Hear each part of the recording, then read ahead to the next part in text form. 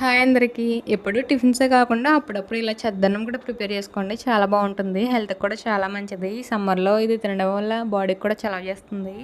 నేను ఎలా ప్రిపేర్ చేశానో చూసేయండి. నైట్ మిగిలిన రైస్ ఉంటుంది కదా, ఆ రైస్‌లో కాచి చల్లార్చిన గోరువెచ్చని పాలైతే వేశాను. పాలు కొంచెం పలుచగా కాసుకొని వేశాను నేను. ఒకవేళ పాలు చిక్కగా ఉంటే కొన్ని వాటర్ అయితే యాడ్ చేసుకోండి. కన్సిస్టెన్సీ బాగుంటుంది. అందులోనే కొంచెం పెరుగు కూడా వేసి మొత్తం మిక్స్ చేసి 2 పచ్చిమిర్చి వేసుకుని మూత పెట్టేసి నైట్ అంతా అలా వదిలేసాను. మార్నింగ్కి చక్కగా తోడుకుంటుంది. ఇందులో ఒక ఆనియన్ కట్ చేసుకుని కొంచెం సాల్ట్ లైట్గా వాటర్ వేసుకుని తింటే చాలా బాగుంటుంది టేస్ట్. నార్మల్ పెరుగన్నం కంటే ఇలా తోడుపెట్టిన రైస్ అయితే చాలా టేస్ట్గా ఉంటుంది. ఈ రెసిపీ అంటే మీలో ఎంతమంది ఇష్టమో కమెంట్ చేయండి. ఈ సమ్మర్లో టిఫిన్ కంటే ఇదే బెస్ట్. ఈ ఒక్క చద్దన్నం తినడం వల్ల కడుపు అయితే నిండిపోతుంది.